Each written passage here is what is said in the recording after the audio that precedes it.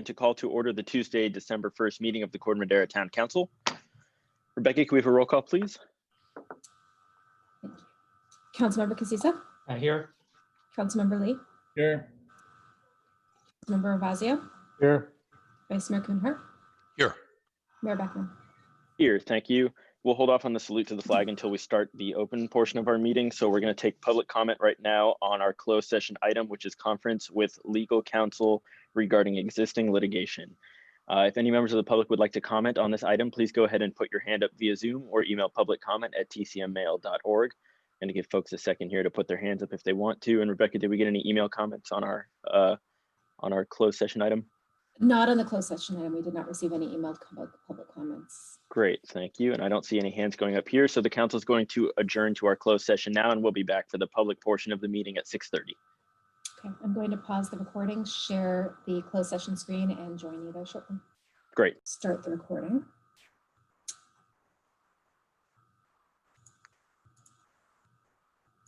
And you should be good to go. Perfect. Okay, thank you.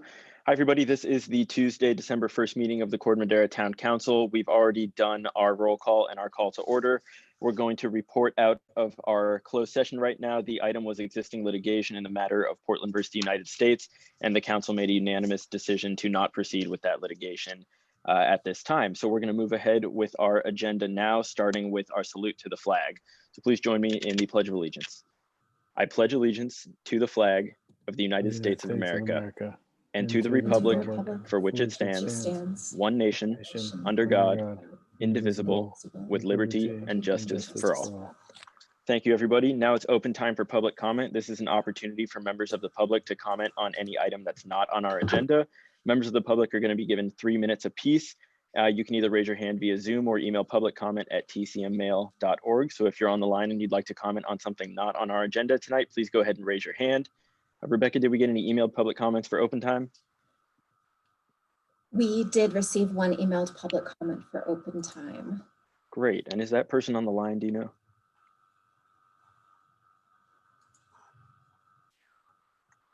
Well, I guess either way, we don't have any hands up. So if you wouldn't mind just reading 3 minutes of that email. Okay, starting now. This email is from Jack Moffat, who says, "To whom it may concern, I unfortunately was not able to attend the upcoming December 1st meeting, but still wanted to express the following sentiments because they were too important to go unsaid. Secondhand smoke exposure is a serious issue as it can result in premature death and diseases in adults and children who do not smoke. When a person or family moves into multi-unit housing, such as an apartment complex, they can be exposed to secondhand smoke by other residents of their building. The effects of secondhand smoke are especially disastrous for children, and it is entirely unfair to expose non-smokers to smoking-related diseases and conditions. Often, smokers likely do not realize the effects of secondhand smoke can have on their neighbors, but we do. A stronger secondhand smoke policy is necessary to protect residents in multi-unit housing in Corte Madera. Marin County has placed restrictions on smoking in multi-unit housing, and I implore Corte Madera to do the same. Sincerely, Jack Moffat." Great. Thank you very much, Rebecca. Thank you, Mr. Moffat. We've got one hand up now from a member of the public, so we're going to go to David. Members of the council, I'm just calling in to express my appreciation for the great job that the Public Works and Parisi Associates did on Corte Madera Avenue. We watched carefully as the slurry seal went down. And then, of course, the Bicycle Pedestrian Advisory Committee was really concerned about the striping job that would potentially add inches and in some cases feet for more of an uphill shoulder for the uphill cyclist. And everyone coordinated just perfectly. And in fact, they ended up with a much better uphill path of travel for bikes. We, as a family, cycled it a couple of times once that striping went down, and it makes a noticeable difference. And I just want to express our appreciation for a job well done. Thank you. Great. Thank you very much, David. And we do not have any other hands up at this time, so we're going to go ahead and close public open time. That brings us to the consent calendar, as there are no presentations. So the consent calendar is items that are routine or have been discussed previously and do not require further discussion. Any member of the public or council can pull an item from the consent calendar for further discussion, or members of the public can comment on the consent calendar as a whole. I think RJ said he wanted to pull 4C from the consent calendar. Is that right, RJ? Great. Yes. And then do any council members or staff members want to pull anything else, Rebecca? We did receive one emailed public comment for an item on the consent calendar. It was just an email of support, and I don't know if I can read it without pulling the item. I would say go ahead. Well, let's wait until we're doing public comment for the consent calendar. No other items to be pulled by staff or council, correct? Okay, so we'll open this up for public comment. If you would like to comment on the consent calendar as a whole or pull an item from the consent calendar for discussion, please go ahead and put your hand up via Zoom or email public comment at tcmmail.org. We've got one hand up, so we'll go to Leslie. Good evening, everyone, and thank you, Mayor Beckman. I just want to commend all of you for taking the positions that you did on the response to the grand jury report. We are moving ahead. We have much more to do, but this is a huge step in terms of creating that movement to get us all throughout the county and the Bay Area and the state of California, and hopefully much more broadly, to really take the climate seriously. So thank you all very, very much for the work that you did on this. Thank you so much, Leslie. And I do not see any other hands up. Rebecca, do you want to go ahead and read that one brief email? Yes, this is from Cheryl Longinati in response to consent calendar item 4D, extending the Bicycle Pedestrian Advisory Committee. And she says, "Dear council members, I am a member of the BPAC. I am gratified by the presence of a resolution to extend the BPAC's life and to add additional members. The BPAC provides a unique forum for citizens to express their views about our common spaces and infrastructure." Cheryl Longinati. Perfect, thank you very much. There are no other hands up, so we're going to close public comment and bring it back to the council. We take a motion for items 4A through 4F, barring 4C, and then we'll come back for 4C separately. Mr. Mayor, I move that we adopt items 4A through 4F exclusive of 4C. I'll second. Great, thank you. Could we have a vote, please, Rebecca? Councilmember Casissa, Yes. Councilmember Lee, Yes. Councilmember Ravazio, Yes. Vice Mayor Kuhnhart, Yes. Mayor Beckman. Yes, thank you. And now item 4C. RJ, did you want to talk about this one? Yes, thank you, Mr. Mayor, members of the council. I'm going to share a few slides. Let me know if you can see the screen. All good. So the reason I'm like to pull the item is errantly left off one of the findings and discussed it last time, and that was F7. And so just want to spend a few minutes to go through that and discuss it with you.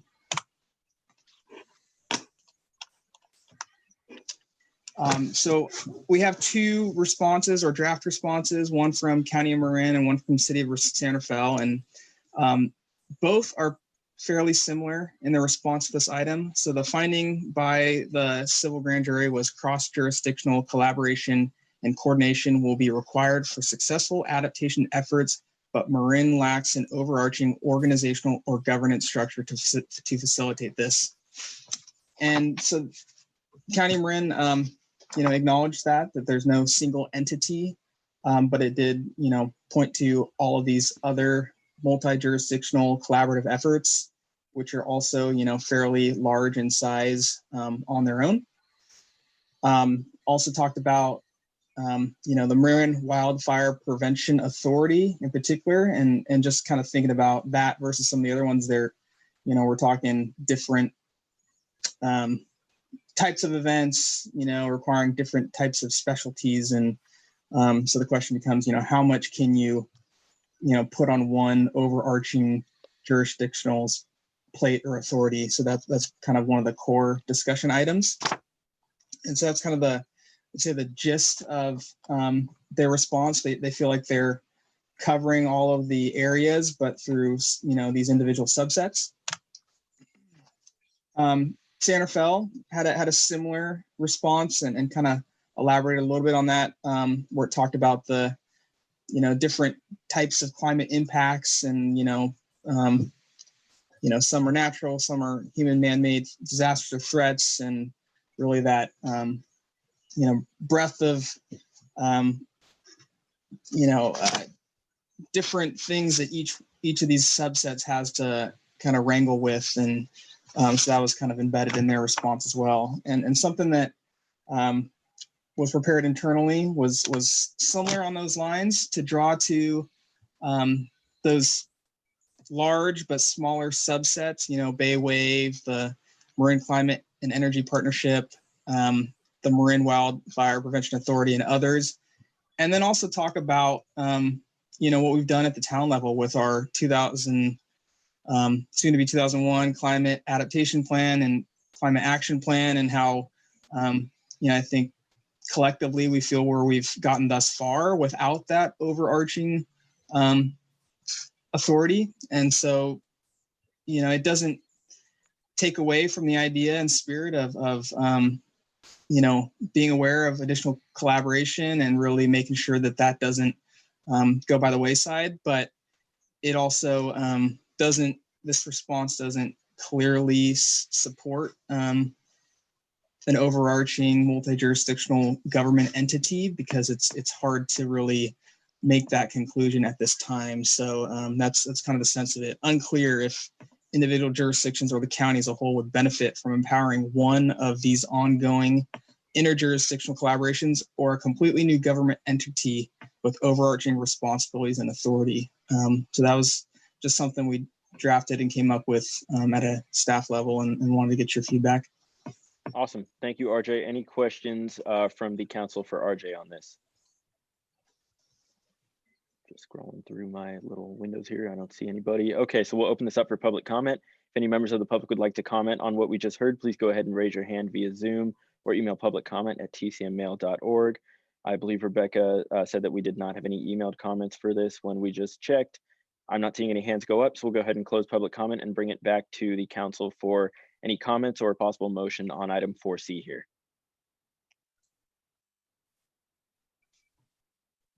I'm just scrolling through my windows here. Got the presentation up. Anybody want to make a motion then? This is Fred. I'll go ahead and make the motion. Great, thank you. Do we have a second? Second.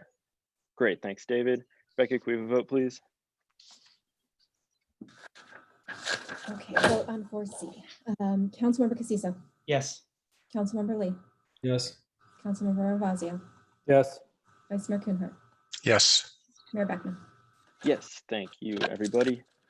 All right, that concludes the consent calendar. There are no public hearings. So that brings us to item 6, our business items. First business item is 6A, which is discussion and possible approval of an additional scope of work for KW Engineering and Cappy Architects in the amount of $25,000 to perform a life cycle analysis regarding green building options for the Town Hall Addition project. Is there a staff report? Yes, thank you, Mr. Mayor, council members. So early on in the Town Hall Addition project, it was brought to our attention that Bay Ren would provide an initial review of kind of green and sustainable components that could be included in the building. And that was done at no cost to the town. So that effort went, and we have a nice 35-page document that walks us through, some of the benefits of individual things, from photovoltaics to insulating and really kind of you name it. And also really breaks things down into, I would say, 3 categories, which is kind of meeting the Cal Green requirements, having a zero net energy for the building, and then having a zero net carbon. It did arrive on some initial conclusions that there was some, based on the preliminary analysis, there was a kind of strong inclination that zero net energy would get us our money, our investment back, relatively soon within the lifespan of some of the equipment that we'd be upgrading to. It didn't quite paint the same picture on zero net carbon, and then it kind of led to this idea that we didn't fully understand or have all the information to make that in-depth analysis. And then also, it maybe even on the zero net energy, it described the benefit and likelihood of it being paid back, but it didn't say, for instance, over the life of the building, not only is it paying it off, it's resulting in a cost savings of, X thousands of dollars over, 50 or 75 years. And as part of our dialogue with Planning Commission and also several, I call local experts that really know this and know it like the back of their hand, really felt like it was worthwhile and important that we invest in that analysis to make a more informed decision for something like this. So that's kind of where we are. And we've gone back to, both KW, who authored the report through Bayren, as well as Ron Cappy, who would have to take any analysis and make sure that it can be folded back in with the building and all of those things and ask, what that might cost. I don't know if Adam, if you'd like to add anything on that. Yeah. So essentially, we just think this would be a more informed effort to really decide if investing in, for instance, zero net carbon, which would be a 6-figure additional cost, is worth it, and help us as we move into that decision-making process in the near future. Great, thank you, RJ. Any questions for staff? If there are no questions, Adam, did you want to speak? I would just add, I think one of the things that the Planning Commission was really focused on was this component of the project and trying to make sure that this town hall project, if it ultimately is something that we can move forward with, is an example of sort of the energy savings we can do through new construction, and it's sort of a model that we can uphold from a sustainability standpoint. So, and that's similar to what we've heard from the town council in the past. So I think that is sort of also another reason why we think going deeper into this analysis is worthwhile. Awesome, thank you, Adam. Do we have any questions now for staff? If not, we'll go ahead and turn. Oh yeah, Charles. So with the life cycle analysis, it will or will not look at existing equipment to see what its life cycle is, or is it only for new and the building being new? So the existing report did speak to some of that, in particular the furnaces for the existing buildings. So if you do go to zero net carbon, that would be eliminated, and those do have, can't remember if it was, I think they were purchased within the last 5 years. So fairly relatively new equipment that to meet zero net carbon, you would have to go away from. So we have that info, and then how far beyond that, I'm not sure how far they would go, but those are some known factors. And then one other that I recall it spoke to was, the insulation aspect of the existing facility would need to be upgraded quite a bit. So, I think that involves taking down sheetrock and really upgrading that and other things. Great, thank you. Any other questions for staff? If not, then we'll go ahead and open this up to public comment. If any members of the public would like to comment on this item, please go ahead and raise your hand via Zoom or email publiccomment@tcmmail.org. Rebecca, have we gotten any emailed public comments on this item? I don't believe so, but I am checking. No emailed public comments. Great, thank you. And I'm not seeing any hands up here, so we can close public comment and bring it back to council for discussion and a possible motion. Who'd like to start us off? And if there aren't really any comments, I think this makes sense, and it's not a whole heck of a lot of money for what I think is a pretty important investigation. Yeah, Bob, did I see a hand? I'll move to approve. Great, thank you. Is there a I'll second? second. Perfect, thank you, Fred. Rebecca, whenever you're ready.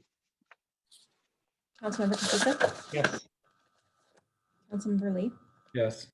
Councilmember Ravazio, Yes. Vice Mayor Kuhnhart, Yes. Mayor Beckman. Yes, thank you. That concludes item 6A and brings us to 6B, which is discussion and possible approval of resolution number 43-2020, which is our climate emergency declaration. Do we have a staff report on that?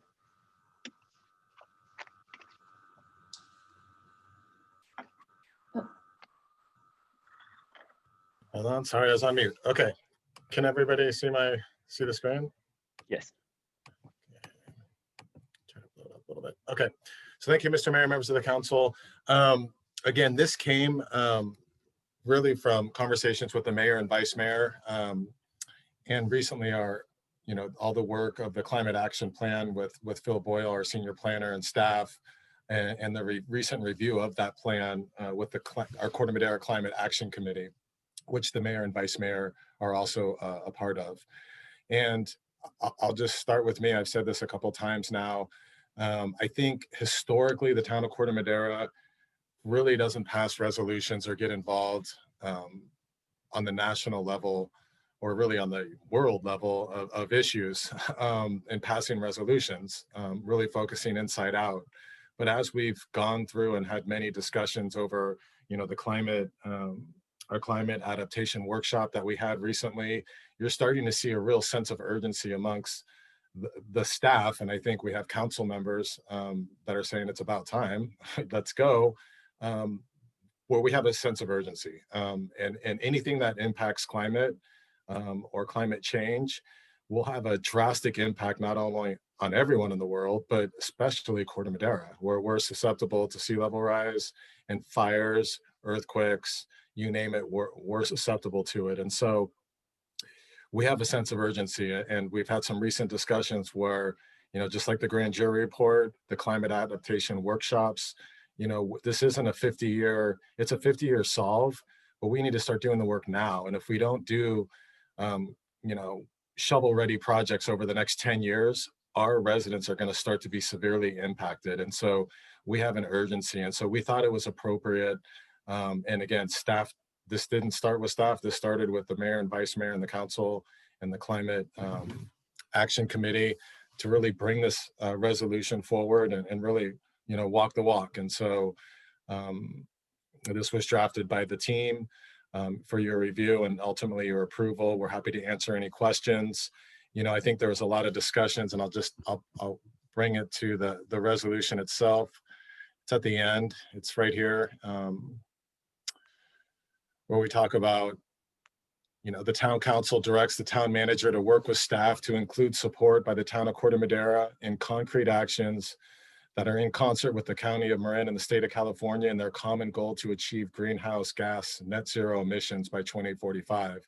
And it continues in the next paragraph that town council directs the town manager to work with staff to include consideration and prioritization of consistency with the town's climate action plan as amended and updated in all relevant staff reports, and also to support it fiscally. And so, our goals and milestones and then our accomplishments are going to be really, it will be surrounding the climate action plan. And that's how we'll really control this. There's been some conversations of how routinely does this plan come back to the council for review and updates as we go. And so I think that's for a later conversation, but I think this resolution is a nice step. It really helps your current staff, but your future staff to understand that this is important and what the expectation is. It doesn't necessarily set all of the goals and the priorities, and it's not supposed to, it's not meant to be. It's meant to show the importance of prioritization in everything that we do moving forward. And so staff has reviewed this as in concert with the committee, and we support this resolution. And we think it's important to be leaders in our community and also in our region. And so we're proud of this resolution. We're happy to answer any questions. The team is also on the call and is happy to answer any questions as well. Great, thanks so much, Todd. Do we have any questions for staff on this item? Fred? Yeah, just a couple. And I agree with everything you just said, Todd. I just want to make sure that on some of these tasks, or I want to say action items, I just want to make sure from a staff standpoint, are they realistic and are they achievable? There wasn't a lot of meat in the staff report. It seems that staff report, it was more broad on how we were going to accomplish this. So I just want to make sure again, that they're realistic and we're setting ourselves up for success and not for failure. Yeah, I'll give you an example.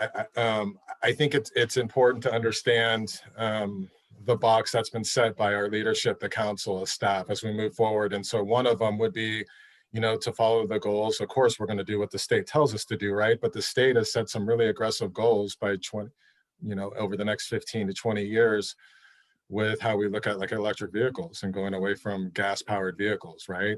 And so in our town, and it's on a, I'm going to give you an update a little bit later, but right now we have, you know, the Tesla model of electric vehicles, which really helps our region and our economy.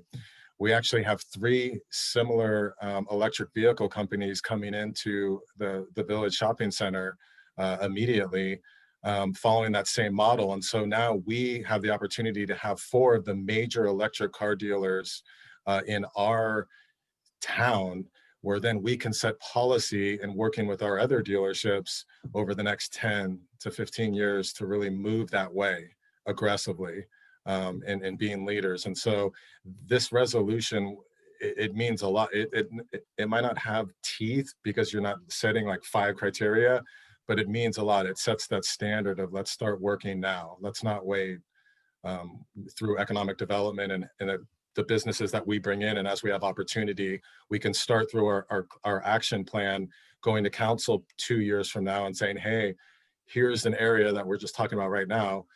Let's do something really advanced, really aggressive, really special, you know, in partnership with our business community.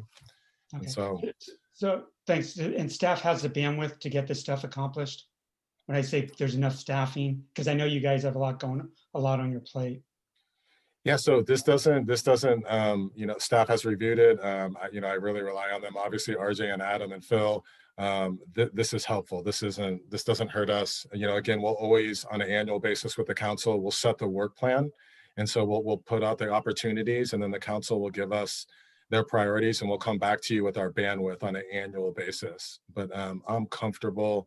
You know, I think this is something that's helpful to us because it's always important when we set the work plan to understand what the priorities are of our council. And I think Adam and RJ, if there's anything else you want to add. Yeah. Okay. No, and then just one last question. I think on the last bullet point, when we start talking about promoting, I think on a national and international level, what does that look like? Yeah, I'll turn it over to the mayor and vice mayor. They've been involved a lot on this project. What I'll tell you that it's a much broader scale because once I've been on the national level on the chief front, but I haven't been as a city manager. But just the example I just gave on when we have an opportunity with electric vehicles and possibly doing something really aggressive where the governor just passed an executive order.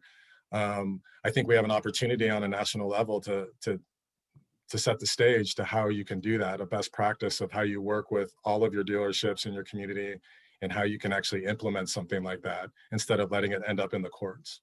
And so that would be one example that I think we could potentially do, but I would turn it over to the mayor and vice mayor because I know and the council members, because I know they have some thoughts potentially. Yeah, Fred, I'll just tell you that I think that last clause there, I realize there's some like the word nationwide is in there, which you know is unusual for us. But I think what it really is about, that last clause, is just about walking the walk, right? And it's about, you know, activation in our own community. Corte Madera remains focused on Corte Madera, but it's, I think, about acknowledging that we have a role to play, just like every single other city and town across the country has a role to play in addressing climate change. So that's the way I see it, is taking local action to address a national issue. Okay, thanks.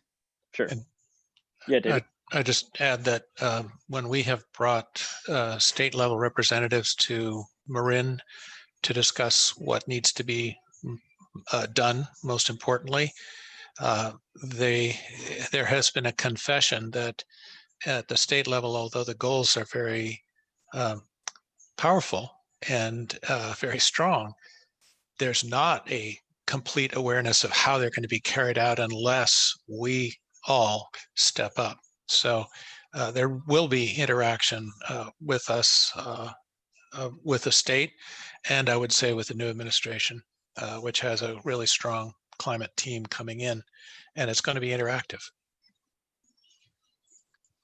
Great. Any other questions for staff on this item? If not, we'll go ahead and open it up for public comment. So if any members of the public would like to comment on this item, please go ahead and raise your hand via Zoom or email publiccomment@tcmmail.org. We're going to start with Leslie and then go to Pat. Thank you again. I want to commend all of you, our town manager and staff, RJ, Adam, and Phil. Thank you so much for the thoughtfulness, the work that you've put into this. And thank you to the leadership of the council, specifically, of course, the two that I work mostly with, mayor and vice mayor. But this is an incredibly important stake in the ground for us to be saying, as you have all mentioned, that this is saying we are going to stand up, we're going to step up. It is an iterative process. This is merely a statement of commitment. It's not a commitment to do anything, but it's a commitment to that we have an intention, that we recognize the situation. And so as a member of the community, I just commend all of you and thank you for this leadership. I think that we need to see this all the way around the Bay Area. We need to see this all the way around California, and we need to see this across the country. And hopefully there'll be some funding behind the new administration that will allow us to move much more quickly. And it is iterative, but it's something that we have to be working at from every angle. So thank you all for this, this decision tonight. Thank you very much, Leslie. We're going to go to Pat next. Hi there. I am wanting just to, again, thank all of you for your amazing work on this. Some of us have been harping on this for more than a couple decades now. It's almost embarrassing, but the fact that you are doing this great work is really exciting. And I'm looking forward to seeing it be manifest in actual action, such as Berkeley has done, which is to eliminate gas from all new construction, especially large units, because electric infrastructure is totally supportable by solar, and also to get more solar in our town, to look into this own energy grid that we could have. We got tons and tons of land out there on the marsh that could support a solar field, and at least on the village, and the next time they want to do renovation, they've got some amazing south-facing rooftops that are excellent for solar, and again, shows every passerby that Corte Madera is a leader in this, which we are. And it's really great to see us stepping up. I'm really proud of Corte Madera. Great day for Corte Madera. Keep it up. Keep it up, guys. Really good work. Thank you. Thank you so much. Thank you, Pat. We're going to go to David next. Can you hear me now? Yes. Yeah, you guys are doing a great job. Thank you for letting me be a small part of this proclamation. And I think this is the type of message that our kids in our schools in Corte Madera need. And I think that our teachers are going to be picking up on this, and they're going to be sharing this with our kids. And it sends just the kind of message that we need. There's so much work to do, and this is one step on the road. Thank you. Thank you so much, David. I don't see any other hands up right now. Rebecca, did we get any emailed public comments on this item? Just refreshing the screen now. It does not appear, no, we did not receive any emailed public comments. Great, thank you. And there are no other hands up. Oh, there was one. Oh, I forgot. We got one earlier today, and I added it to the agenda, but I'll go ahead and read it now.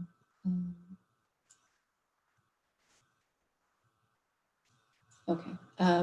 I don't need to start. This one's brief. It's from Cheryl Longinati, who says, I am writing to support adoption of the proposed climate emergency resolution, agenda item 6B. The resolution commits the town to provide outreach and education, as well as assess our progress toward GHG reduction.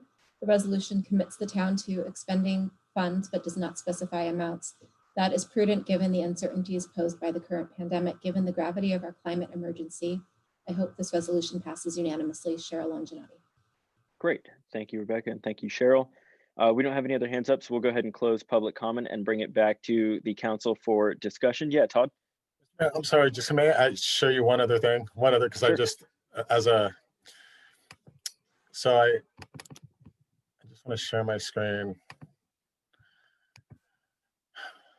This is from the grand jury report that we approved recently, and I just, as Councilmember Casissa asked, moving forward of like, how do we see how this is just one piece of it, but how do we judge how we're doing and moving forward, the greenhouse gas emission reductions in Marin County by jurisdiction from 2005 to 2018. A large reason why we are where we are, #1 in the county, by the way, by a pretty much a wide margin, is, probably the Wind Cup, closing, and us doing the Tam Ridge, project was a big part of that. But nevertheless, we're #1 in the county in greenhouse gas emission reductions, in our county from 2005 to date. So I just want that as part of the record too of, I think we're being leaders today, but I think this town has done some pretty good work over the years as well. And so I just wanted that on the record. That is great. Thank you for sharing that. That's awesome. Okay, so we're going to bring this item back to the council for discussion and a motion. All I have to say on this is that I think this is a proud day for Corte Madera, and I think it's high time that we made it clear that this is, high priority on our agenda. Any other discussion points folks would like to bring up? And if not, we'll take a motion. David? I just wanted to say that we're not alone in doing this. There are an awful lot of other jurisdictions and cities, counties, countries who are declaring this state of emergency. I mostly wanted to say I am so pleased that our town manager, our director of public works, our planning director, our senior planner who has been working with MCEP have all internalized this to such a great extent. And I'm so pleased that y'all have sort of brought this into the work plan already and are fully prepared to carry out the things that the Climate Action Committee can't do by itself. And so I'm just quite delighted that you all are coming forward and pulling on the oars very strongly. Thank you, David. And does anybody else want to make a comment or a motion? I'd love Bob? to make the, Oh, go ahead, David. I'd love to make the motion that we adopt this climate emergency resolution, whose number is not on my screen right now. But I'll second it. Great, thank you. Rebecca, could we have a vote when you're ready, please? Councilmember Casissa. Yes. Councilmember Lee. Yes. Councilmember Ravazio. Yes. Vice Mayor Kuhnhart. yes, Mayor Beckman. Yes, thank you. That brings us to item 6C, which is discussion and possible approval of a budget appropriation from the sales tax fund for $100,000 to be used for essentially promoting local restaurants and businesses through gift cards. And I will let staff explain the rest. Thank you, Mr. Mayor, members of the council. Let me share my screen here.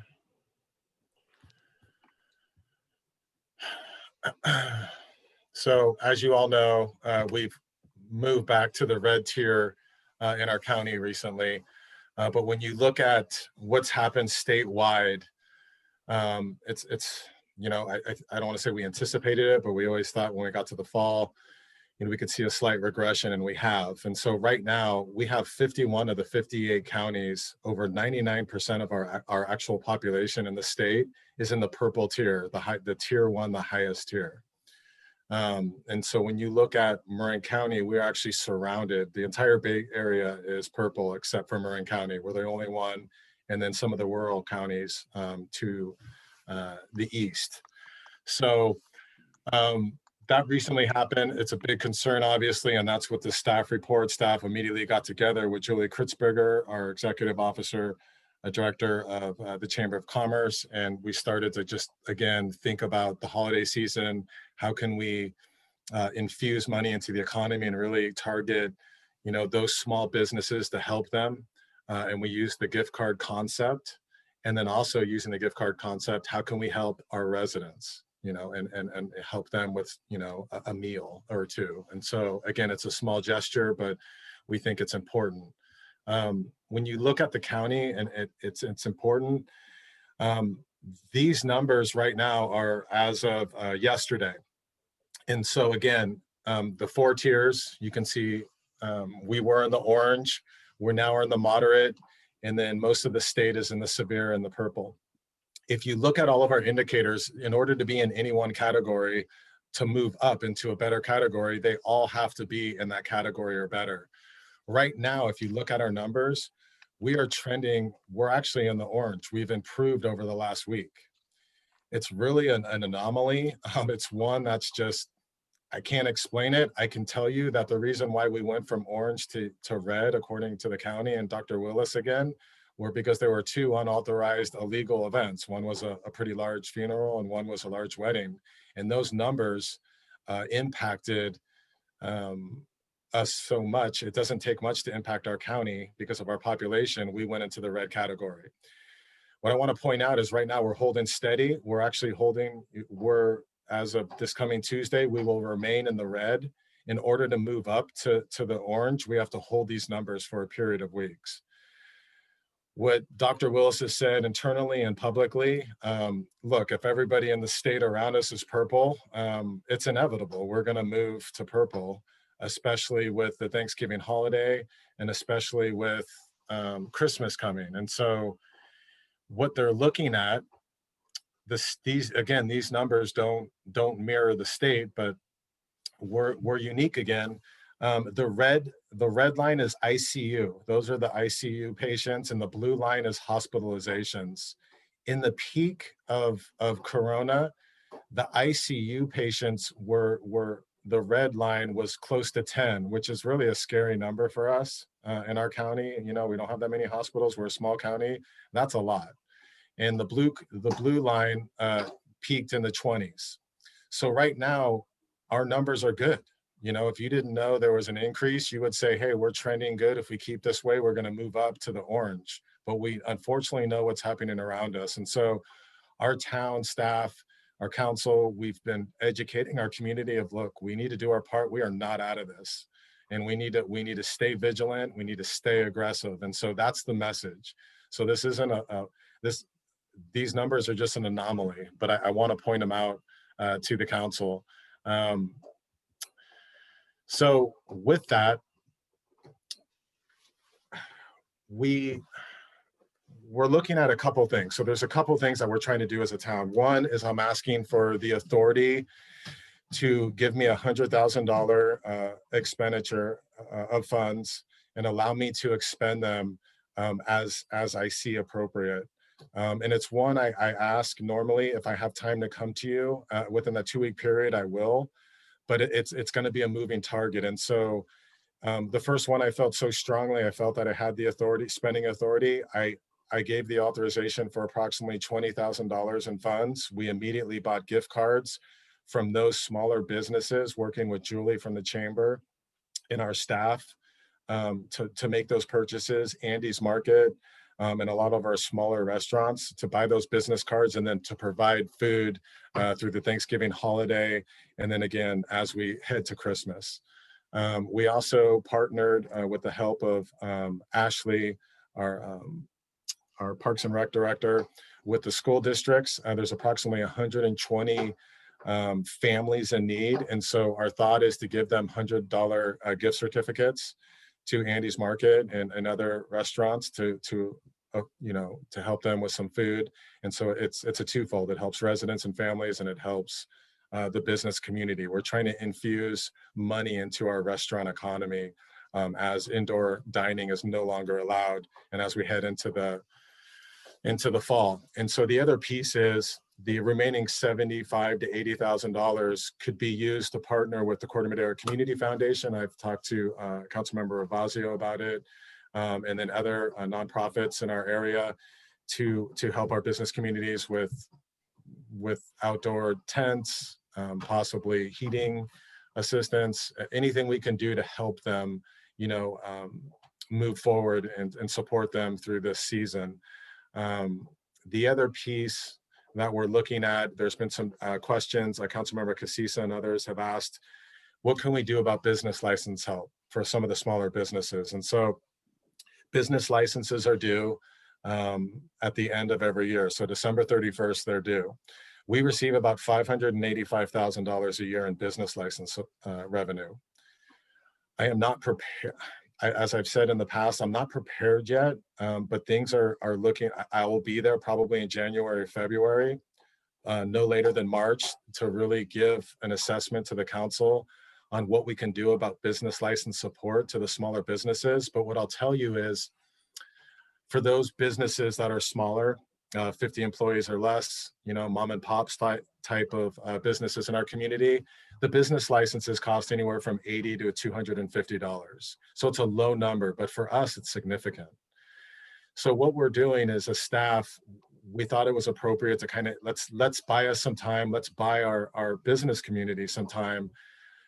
As requested, what we'll do is we'll handle it kind of like property taxes. And so we're going to push back the due date of the business licenses, but keep them within this fiscal year. And so we're going to push them back to March. So it's going to buy us a couple months. It's going to allow them some time as well, if they have a revenue issue of paying those. And then we'll have a better idea of should we or how do we provide that support.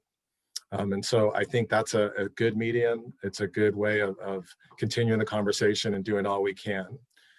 The piece that's so significant for us to be able to help, because again, we're in the same situation as everybody else in a lot of ways. Our sales tax revenue has always been the biggest issue for us, right?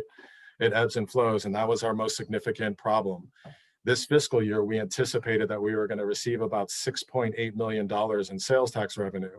And as you know, Daria came back and changed that estimate to 4.8, right? That's a significant difference. It's a $2 million swing. And so what we've seen is we've been actually projected last fiscal year, and to date, we're actually doing much better. And so it gives me confidence, but I want to get to January, especially with what happened right now in the state. If this wasn't happening in the state, I'd be ready to green light it. And I would say, let's give a $200,000 credit to those that have 50 employees or less with the business licenses. But I want to just see what happens. And this is why. If we can get past the next 6 weeks, at least keeping retail open for 25% or less. If we can do that for the next 6 weeks, our 25 top sales tax earners will carry the day for us. And so what that means is we will make it through this last fiscal year, and this fiscal year we'll be okay, and we'll be in a position to really significantly help our businesses and residents if we so wish. We won't have a $2 million deficit. It'll actually be completely erased, and we'll actually have $1 million surplus. There's a lot of reasons for it. It's not, I don't want to, we'll be able to give you those projections in January, but I'll give you one example. The third quarter, so we get 4 quarters of sales tax a year. Our first quarter, which is called the third quarter, we just received it. So that's for July, August, and September. That number was just under $1.8 million. It's pretty significant because it's $3,000 less than the third quarter last year, which was pre-COVID, which was at the peak of our economy. There's a lot of reasons for it. One of it is the Wayfair change in the law with online sales. It's brought in for us about 800 to 900,000 more per quarter in revenue, substantial. And so we're actually holding the line. We're one of the only cities or towns in our area that are actually, we're hanging in there. And so I tell you that because I think we're going to be able to provide greater assistance. I'm just trying to buy us time in a business community.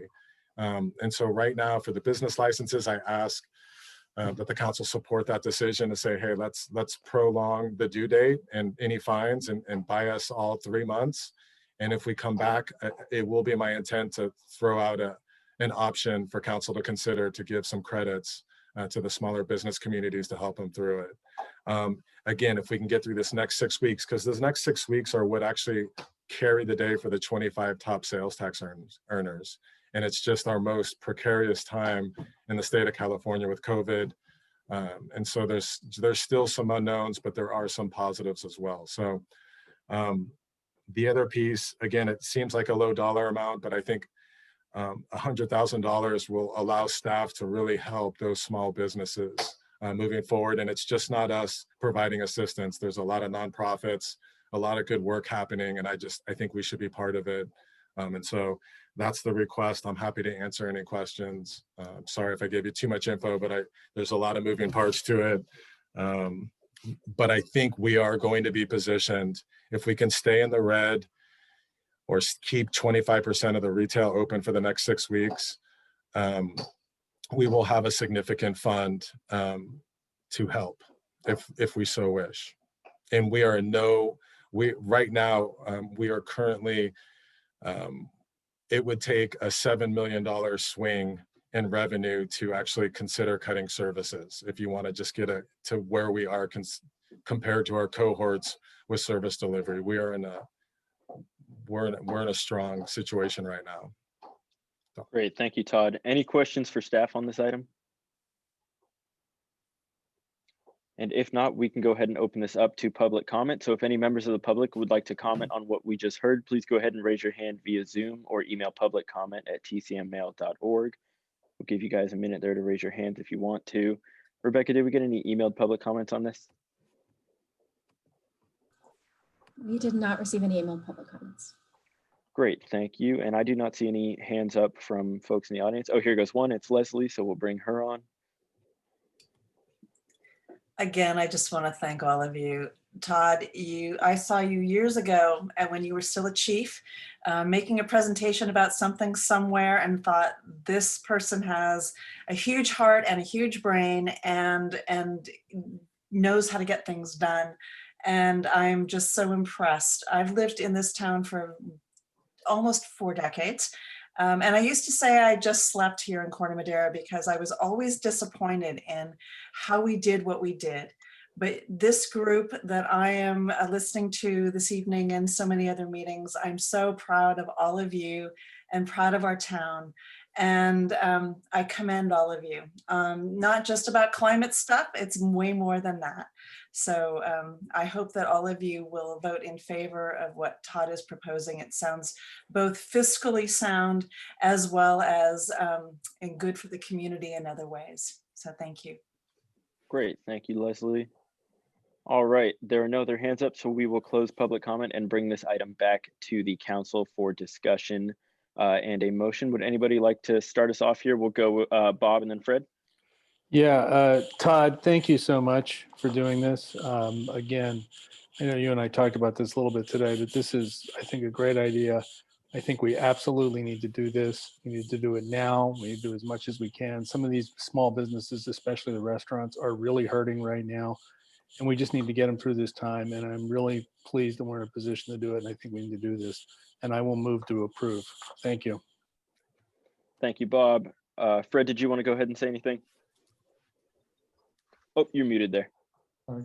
I just want to echo Bob's comments. I think, Todd, what you've done probably in connection with Julie also at the chamber, I just think it's great the way that we're supporting small businesses.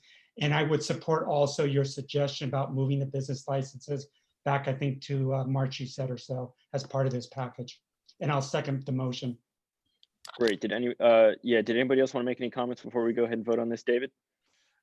Very quickly, I think it's the right thing at the right time. I noted in the report, the staff report, that one of the methods of distributing these cards would be through first responders, police and fire. I think that's a fabulous idea. Curious about how you're going to select who, from whom we buy these cards beyond the market that you mentioned. And I also just wanted to say that I don't know whether we were prescient or what, but having approved the drive-through, a very clean operation that does takeout food is Amy's, and they are really doing a roaring, apparently doing a roaring business, and great vegetarian food is terrific. I go there like once a week. My daughter takes me there at least once a week. Yes. Yeah, the only thing that I would add to this is I just wanted to point out for folks also that this is like what stimulus looks like at the local level. But in addition to that, this is really, it perpetuates our sales tax revenue, right? We are buying these gift cards from local businesses. So first of all, correct me if I'm wrong, but I'm pretty sure a portion of those purchasing those gift cards comes straight back to Corte Madera taxpayers as sales tax. So there's that. And then second of all, by keeping these businesses in business, we are perpetuating our tax base. Because if our sales tax base goes under, if our businesses dry up, we're going to have to scramble for a whole new way to raise money for the services that residents rely on. So I think that is absolutely critical. The one thing that I wanted to mention was just, I'm sure you guys are doing this anyway, but I was just thinking it might be a good idea to just keep pretty careful record of who gift cards are given to, and just make sure that we can account for everything so that we don't end up, if staff members A through Z all give a gift card to the same person because they don't realize that that person's already got, a bunch of, I don't know, just that. So one thought there. Other than that, I think it's fantastic, great program. So glad to hear that you're going to be working closely with the chamber and with the community foundation on this. And unless Charles has anything he'd like to add, I think we can go ahead and vote. Y'all good, Charles? Okay. Yeah, Already. it's an ecosystem. It's an ecosystem. So even if if the smaller businesses ultimately create an environment that make it wonderful for people to visit and do larger purchases and other things. And so to forget about those and let part of the ecosystem die during this because they don't have the capacity to weather this storm, I think is a bad decision for the town. And I'm glad that we have the ability to support them during this season of giving. So. Amen. And with that, Rebecca, whenever you're ready, I think we could have a vote, please. Councilmember Casissa, Yes. Councilmember Lee, Yes. Councilmember Ravazio, Yes. Vice Mayor Kuhnhart, Yes. Mayor Beckman. Yes, thank you. That concludes our business items and brings us to item 7, which is council member and town manager reports. And we will start with Todd. I think my last report covered a lot of my updates actually from an economic, standpoint. It was really my focus. And so the only single update I have additionally is just with COVID, and the holiday, and we've seen it where, we're really pushing people to stay within your pods and really don't travel. But it's hard when those of us that haven't seen our families in so long. And so there's some requirements that are coming down that really, if you leave your pod and you do travel, where you have to, you have to basically self-quarantine up to 14 days or be tested within a certain period of time, which puts you at a 10 or 12-day period. And so the Thanksgiving holiday was our first challenge as a team to really coming out of Thanksgiving to see how many staff members we actually had present to function. And so we came out of it. The directors did a great job making that happen. And so Rebecca, Adam and RJ and Ashley, with the help of Lorena, they did a good job. But I'm a little bit worried about heading into the Christmas holiday season. So we're gonna have to be creative in how we operate. You can't order someone not to travel, but you have a duty as an employer to protect, your employees. And so we're working through it now, but it's a big priority for us and concern over the next 20 days, working with human resources and our team to make sure that we're safe. And so I just wanted to bring that to your attention.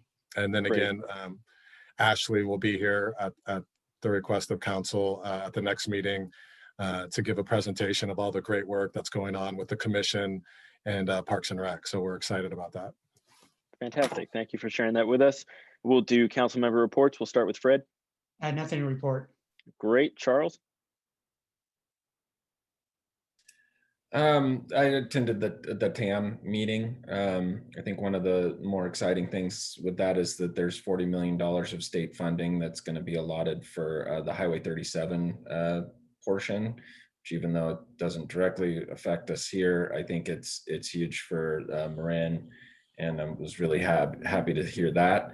And then also because of the great presentations that they've been able to give there about funding, I alerted our local schools and they've been talking and will be able to purchase some new e-bikes for their staff to go between the different schools. So I was really happy to get an update email today about that, and then start talking about the future of electrification for the other school, also looking at that. So just so excited to be on that committee and be able to have such a great working kind of mantra about what we're trying to achieve. So fantastic. Thank you, Charles. Bob? Yeah, we had a meeting of the Wildfire JPA. Big things were that we set up an ad hoc committee to advise on how to set up an RFP process for environmental consultant services. It has become very apparent that a lot of our work is going to require environmental clearance, and it's really going to be critical about how we go about that. And we also approved staffing, setup, administration, and financial business plan. So we're still kind of in the setup phase, a lot going on. Good stuff. Thanks. Great. Thank you. David? Yeah, I attended the most of the last meeting of the Larkspur Corte Madera School District Board, and they're making just working incredibly hard to get the local elementary middle schools back open. There's going, as I understand it, if present plans are being fulfilled, they're going to have sort of school-wide testing at the end of this week for aiming to reopen by Monday a lot of the classrooms, and it's just an amazing amount of effort that they've gone through. But at least one member of the school committee pleaded with me. I said, is there anything we can do in the council? And she said, just tell parents to be careful. It's not done. We have to be cautious. And it just echoes what Todd said a little while ago. Step up your own behavior. I also attended the board meeting of MCE Clean Energy, which continues to expand. And next year, the city of Fairfield will be coming in to that Joint Powers Authority. They also approved an enhancement of their acquisition and procurement of services, particularly batteries, by setting up a JPA of JPAs. That is, all of the CCAs across California have pretty good power one-on-one. MCE has about the best buying power because of its strong credit rating now, but they're setting up a way to formally join in with the other CCAs to make bigger scale purchases, which should be more efficient for each participant in that. Final thing, I've been doing a lot of walking and walking on the east side of Corte Madera now that I'm living here, as well as the west, but walked around the entire Shorebird Marsh and with my own feet tested the new multi-use path along Redwood Highway, and I commented directly to RJ, what an outstanding job that the Gelati firm has done. It's really the most beautiful. It's that multi-use path, instead of being the bumpiest thing around, is better quality than the roadway right now. And it has a soft shoulder made of crushed stone so that a runner or a walker can enjoy the same level, but at a softer pace. I would encourage anybody to go out and test that. And there seems to be a lot of progress in the territory of the Golden Gate Bridge District, creating the new wetland preparation. It looks to me as though most of the digging has been finished, except for the breaking of the levee. So it's pretty impressive progress. That's all. Great. Thank you, David. I don't have much to report, just that on November 18th, David and I attended a meeting of the Climate Action Committee, and that committee continues to do great work, working on putting together some more recommendations that they will eventually forward to the town council for us to consider on tackling climate change locally. With that, are there any comments on the draft agenda for our next meeting? And if not, there is no SD2 meeting tonight for real, so we are adjourned. Thanks, everyone. Thanks, everybody. Have a good All one. right. you. Thanks, guys. Have a good everybody. night.